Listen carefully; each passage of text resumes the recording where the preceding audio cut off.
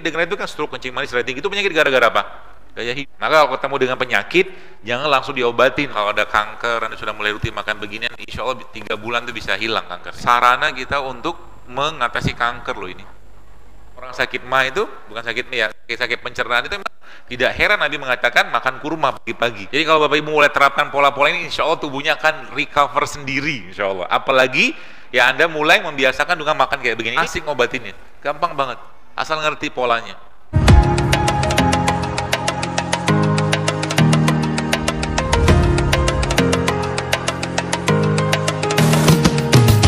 Anda tahu sekalian makanan kayak begini ya, ini masya Allah ya. Ini kalau orang-orang yang tahu ilmunya, ini bisa jadi obat, bukan obat, bisa jadi sarana kita untuk mengatasi kanker loh ini. Kenapa? Karena setiap warna yang Allah ciptakan pada mereka ini, Bapak sekalian, setiap warna yang Allah ciptakan di sini itu efeknya ke organ, ya, ke organ. Ya. Ada warna sebentar.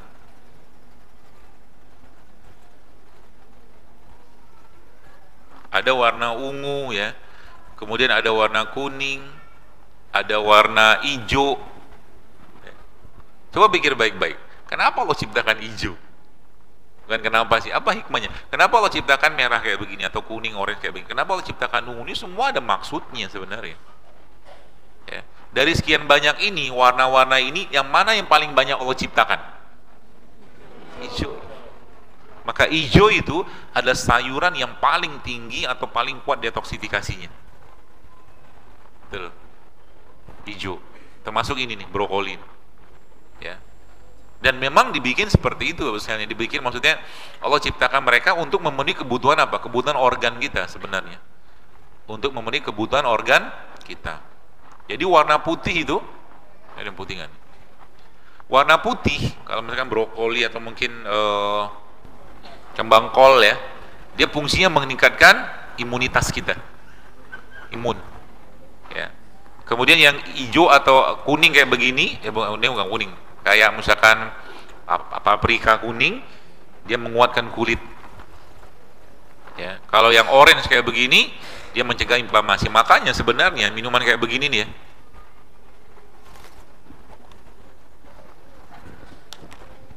ini ya Bapak Ibu,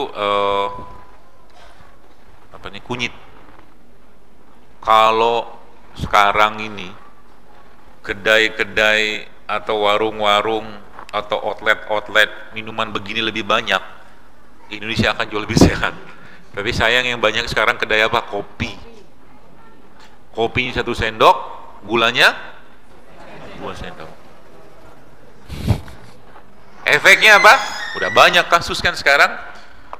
Laki-laki umur 20 tahun sudah kena diabetes. Ini belum cerita minuman kemasan loh ini. Ya, belum cerita minuman kemasan. Padahal kalau kita kembalikan ke mereka-mereka ini, Anda minum begini ya, menyelamatkan generasi loh. Serius. Ya. Minum begini menyelamatkan. Jadi jangan tanya sama saya ini aman atau tidak.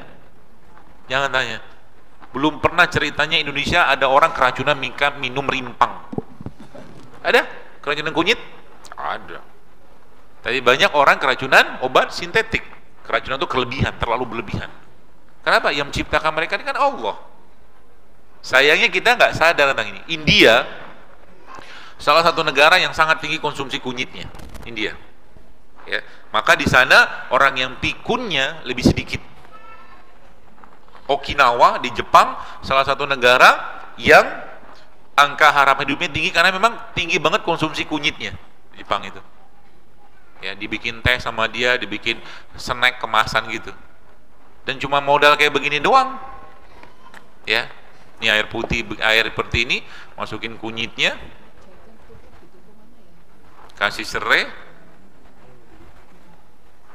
Ya, mau tambah jahe juga boleh, atau tambahkan dengan ini.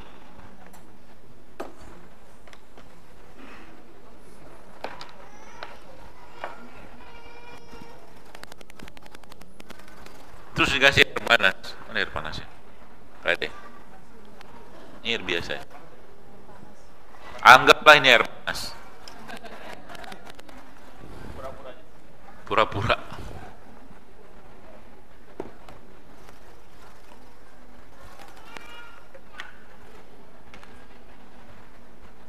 Terus dikasih madu. Ada madu ya?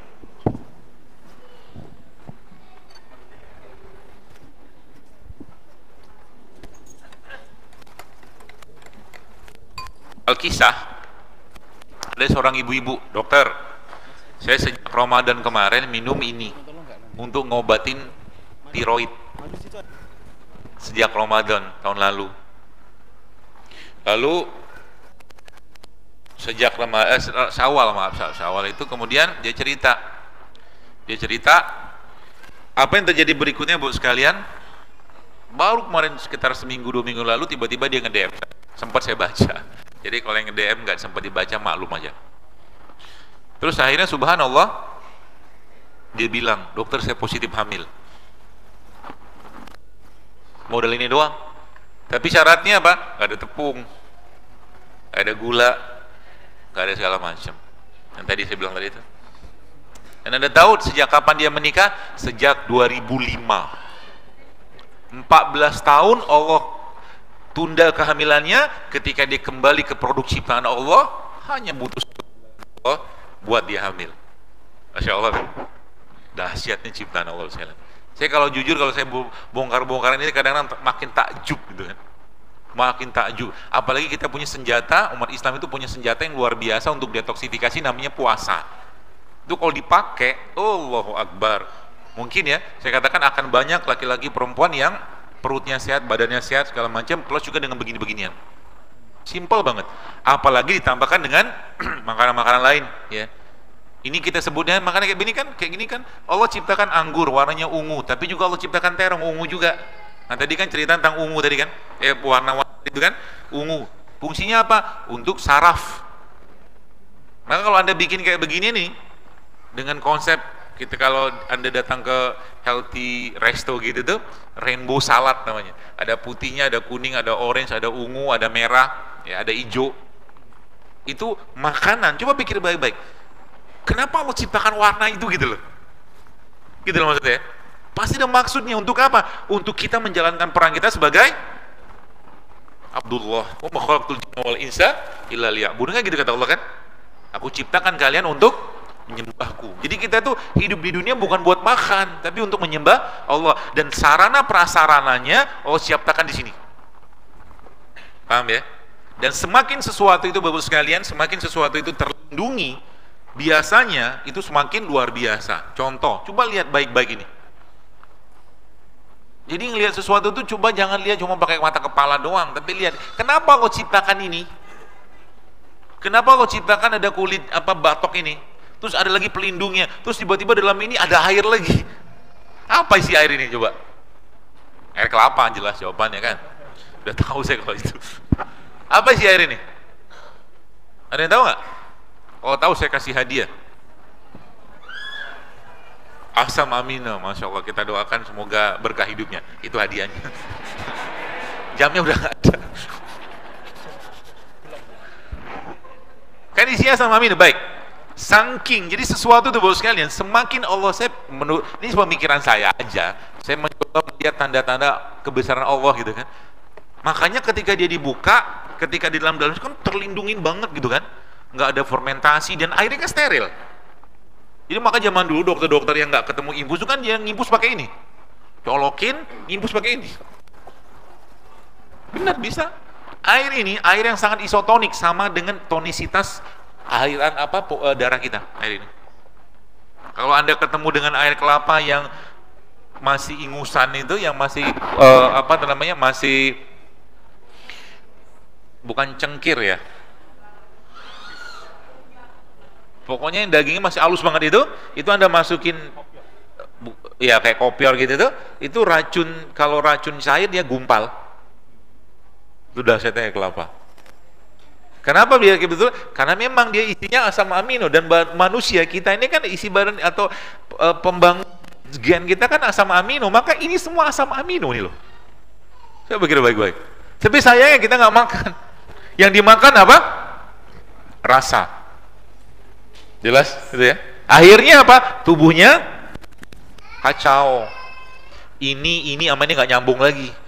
Ini makannya suka-suka ini nggak bisa dikendalikan sama ini apalagi nggak bisa dikendalikan ini.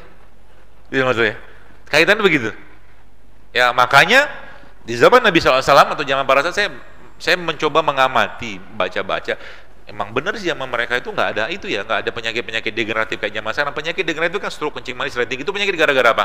Gaya hidup, ya kan? Gaya hidupnya karena apa? Karena ketidakmampuan kita mengendalikan nafsu. Itu aja sebenarnya. Jadi kalau Anda ikut program-program dia itu, Anda kalau tahu ilmu ini gampang banget nurunin berat badan.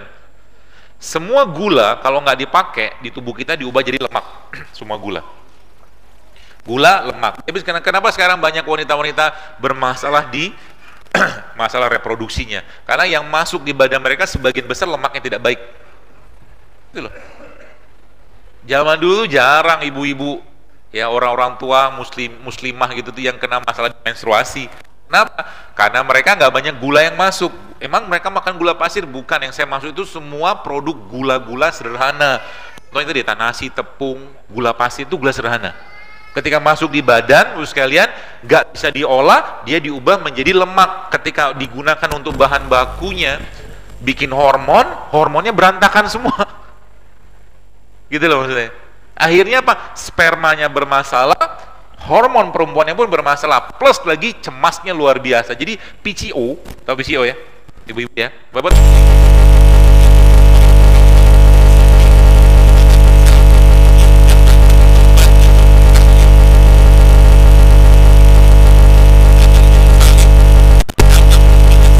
Ampun sama Allah, jalannya kan insya Allah berbenar. Tambah lagi dengan begini-begini, simpel kan? Ya, ibu tanya, apakah mereka makan nasi padang, nasi apa? Enggak, tapi bakso, mie ayam, itu kan mereka makan. Akhirnya apa? Bahan baku untuk hormonnya bermasalah semua.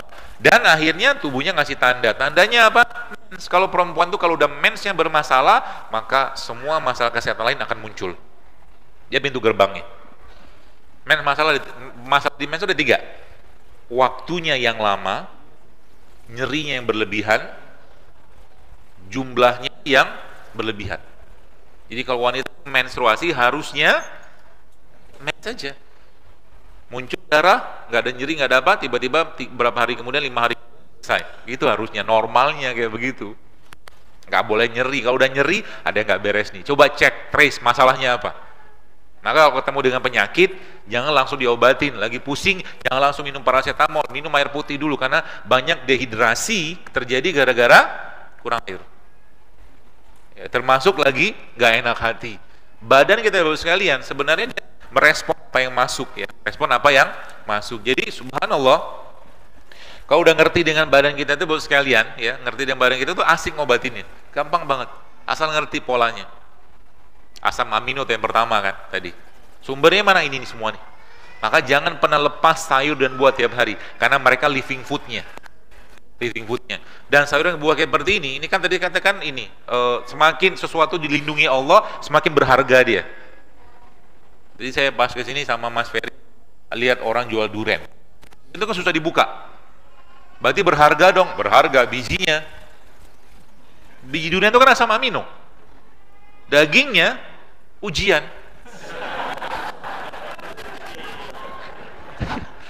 Saya kemarin ke Padang tuh kan duriannya Masya Allah ya, luar biasa itu.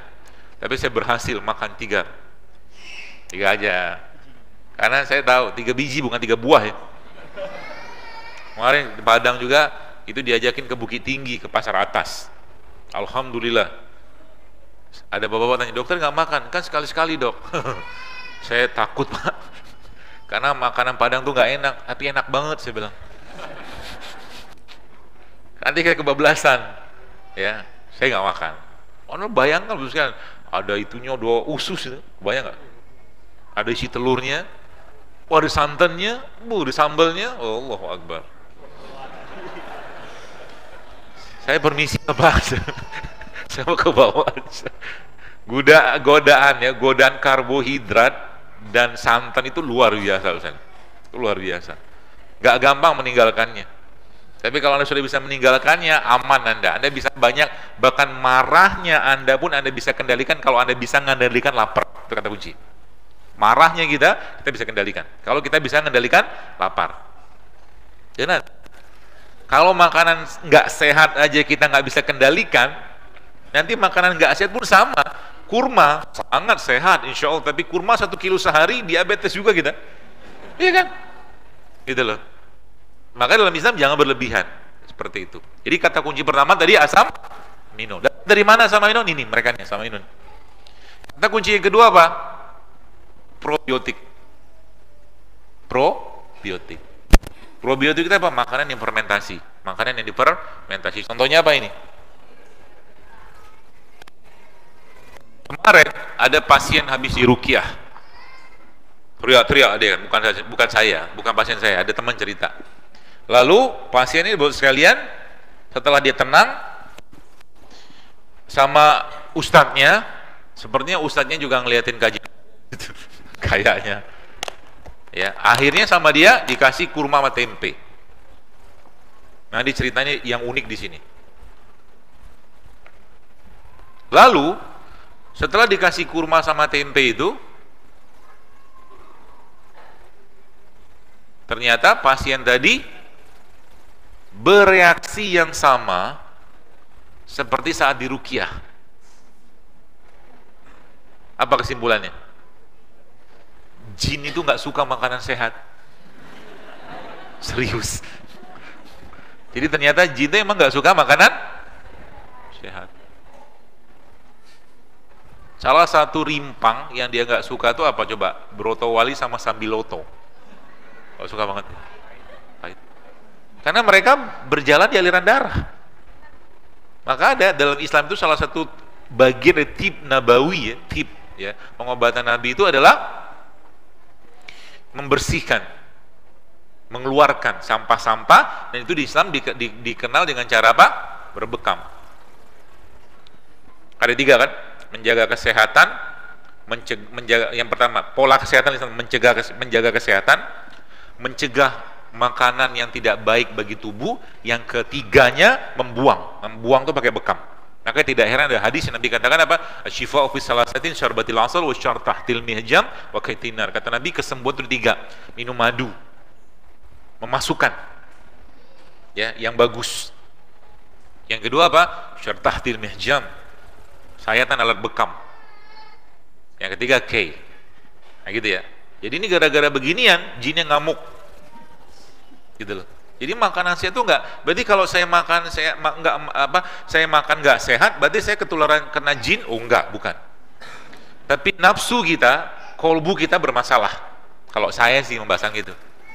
Kalau kecenderungan kita untuk makan yang enggak baik terus, ada masalah nafsunya yang tidak terkendalikan. Tapi apakah itu katakanlah imannya bermasalah? Saya nggak tahu. Yang saya bahas ini kan nafsunya. Ya, enakkah ini? Enak. Dan dia kan probiotik. Ya, coba dimakan nanti.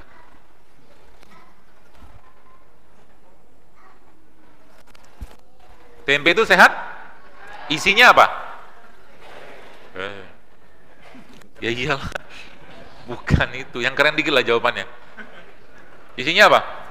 Bakteri kan? Oh iya. Isinya kan bakteri.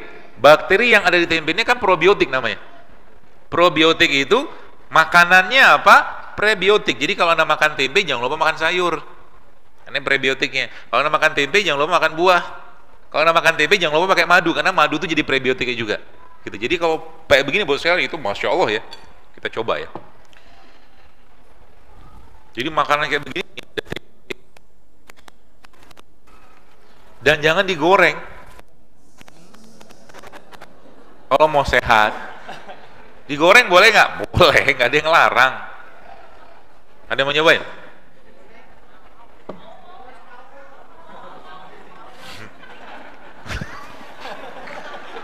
Mupeng gitu Pak mukanya Pak. Coba makan Pak. Tuh.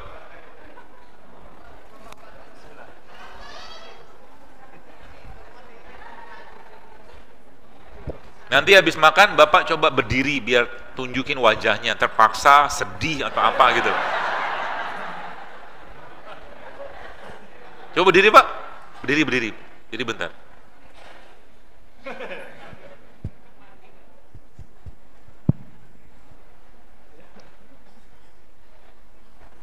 Speechless gitu ya. Enak ya?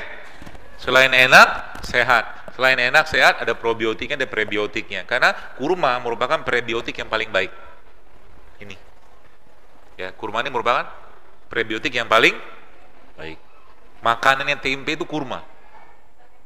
Paham ya? Karena kurma bakterinya. Ini makanannya bakteri. Jadi kalau orang sakit mah itu, bukan sakit mah ya, sakit pencernaan itu memang tidak heran Nabi mengatakan makan kurma pagi-pagi. Kurma ajwa kalau bisa, kalau enggak kurma begini juga nggak apa-apa. Itu sebabnya kalau lagi buka puasa, coba diubah bukanya, jangan lagi pakai yang minyak-minyakan. Saya kayak senang gitu dengan orang Indonesia, kita kan buka puasa gitu kan, pakai kurma satu, sisanya ngambil berkahnya doang gitu kan. Salah. Coba kurma dibanyakin, sayur dibanyakin. Jadi nanti termasuk makan gorengan itu, ya, itu bisa disiasatin buat sekalian, supaya bisa makan gorengan. Mau tahu caranya? Gak usah lah. Caranya Anda ambil gorengan. Gorengan itu ada potong-potong, kasih kuahnya, siapin kuahnya. Kuahnya itu yang kacang segala macam itu kan. Lalu potong-potong tadi yang dipakai garpu atau sumpit, celupin situ. Celupin, terus siapin satu air putih. Waktu Anda mau makan cium dulu. Cium, rasakan wanginya. Setelah Anda taruh, Anda minum air putih langsung. Ulangi proses itu berkali-kali. Nanti air putihnya menghilangkan keinginan untuk makan goreng. Insya Allah, karena air putih itu bagus. Dia ngasih sensasi kenyang. Itu caranya ya. Tetap apa kita rasakan kan pakai indera penghidup. Baunya, gitu kan asik. Seperti itu. Jadi itu yang pertama, probiotik sama yang sudah kedua. Jadi yang pertama tadi asam amino. Ya. Jadi kalau Bapak Ibu mulai terapkan pola-pola ini, insya Allah tubuhnya akan recover sendiri, insya Allah. Apalagi ya Anda mulai membiasakan dengan makan kayak begini. Ini insya Allah kalau kita bikin ya, dikelola dengan apa tuh namanya, dikelola diolah dengan yang bagus, itu enak sekali ini sebenarnya. Saya kadang-kadang kalau apa begini ya, itu Anda bisa ambil alpukat itu blender, bikin dressing ini. Alpukat ada blender, lalu dikasih nipis, dikasih zaitun, dikasih bawang putih, dikasih lada hitam, alpukatnya. Jangan cair, dia harus kental. Setelah itu masukin ke sini. Dia akan jadi dressingnya. Penuh itu. Apa yang didapatkan? Ada seratnya, ada proteinnya, ada prebiotiknya, dan sehatnya minta ampun. Dan tetap enak. Alpukat itu kalau Anda makan, ya kita buat alpukat tadi bagus sekalian, itu Masya Allahnya ya, bukan hanya untuk bikin jus aja, itu enak banget. Enak banget. Bikin dressing. Jadi kalau masih suka makan bubur ayam pagi-pagi, bubur ayam sehat nggak? Kenapa ragu gitu? Cuma satu sisi doang. Nasi goreng isinya apa? Gula. Gula kan? Nasinya gula. Kerupuknya gula. Kecapnya gula. Apalagi? Bakwannya kan gula, tepung kan? Terus makannya pakai apa? Telur. Telurnya diapain? Goreng. Protein digoreng rusak. Minumnya apa? Ya manis. Makan apa? Ketika nih ilmunya, ketika tubuh tidak bisa mengolah yang masuk ke dalam tubuh kita, tubuh minta istirahat. Makanya tidak heran orang makan begituan ngantuk dia. Untuk bikin enzim baru. Akan beda ceritanya kalau Anda makan beginian. Coba aja makan.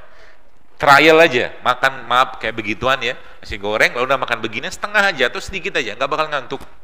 Dengan komposisi yang sama, dengan kandungan yang katakanlah ada gulanya juga, tapi ini gula yang sehat, gitu loh. Ya, ini katakanlah jadi makanan sehat, bisa nggak? Bisa, nih saya bikinin. Ini Pak enak banget ini ya.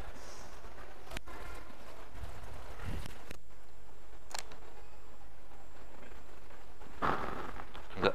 Oh boleh.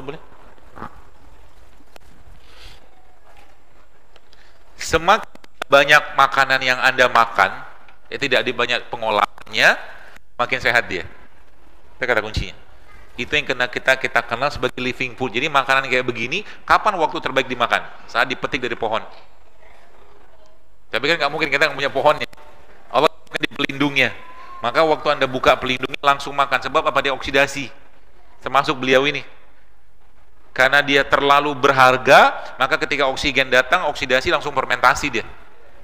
Maka air kelapa itu dibuka, langsung minum. Jangan dimasukin kulkas.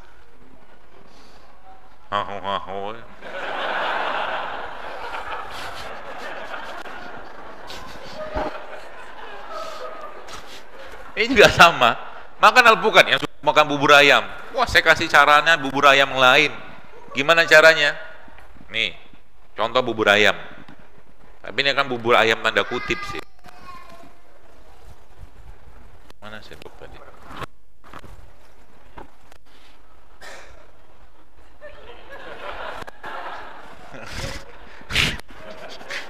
Mana sendok dikasih ini?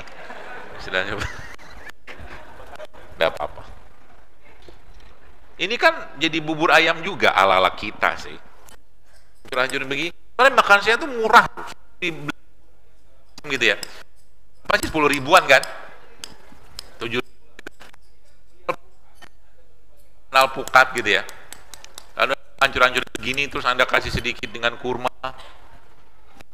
Ini Pak, sehatnya minta ampun loh ini. Tapi makanan kayak begini kalau Anda terus-menerus Anda makan, mempersiapkan generasi ke depan yang jauh lebih sehat daripada cuma sekedar makanan tadi.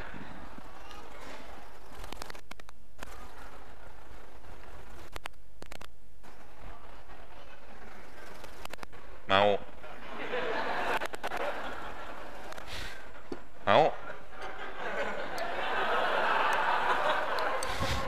Kenapa wajahmu begitu?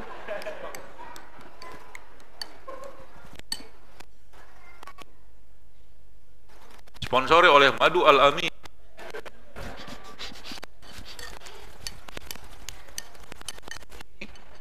Simple, tapi ada lemaknya, kan protein. Ada alpukat kan lemak. Ada asam aminonya, ada gulanya. Ya. Lagi minum ini nanti buat minumannya diparut, kasih air panas jadi teh antioksidan. Biji alpukat ini tinggi antioksidannya loh. Diparut, kasih air panas, minum airnya kasih. Hei, ya wallet. Mau nggak? 1, 2.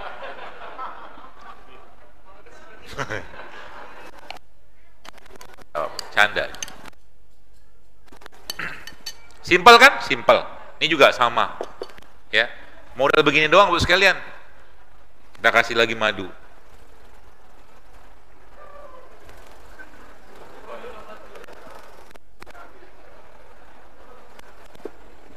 Sama minyak zaitun. Simpel kan? Simpel. Terus diaduk.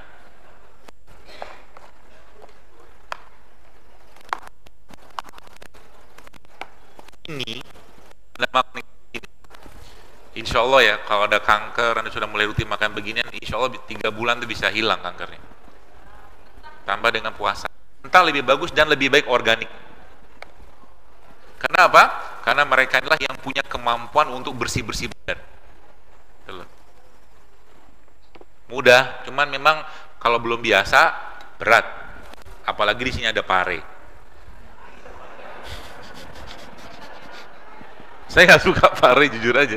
Kalau nggak ada kebutuhan saya nggak makan pare. Pare itu bagus. Orang diabetes itu salah satu makanannya lah makan yang pahitan aja. Bagus banget bos sekalian ya. Makan yang pahitan. Gak usah banyak-banyak makannya. Mahal.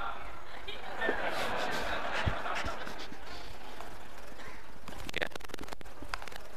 Jadi Bapak sekalian nggak punya gampang lah. Buah lokal Indonesia itu banyak banget. Pagi-pagi sarapan mau ke kampus makan manggis 3 sama bijinya.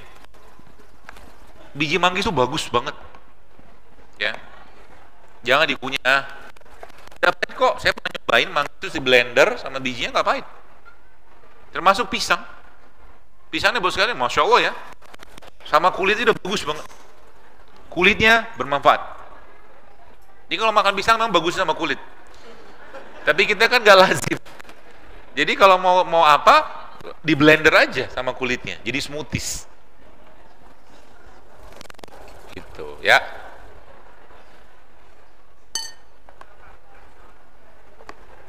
Gampang. Nih kita cobain.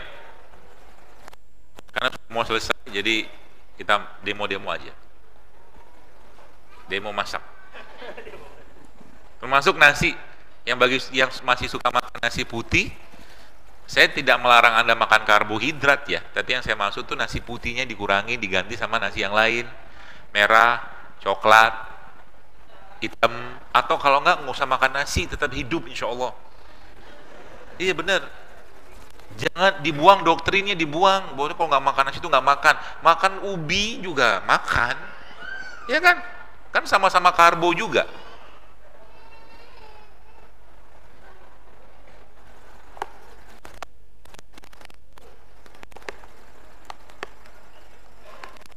Dia mau? Mau. Saya coba cek dulu.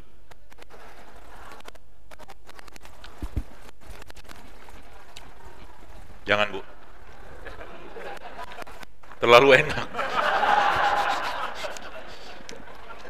Serius terlalu enak. Bagi saya tambahkan ini. Kata kunci sih. Ini itunya.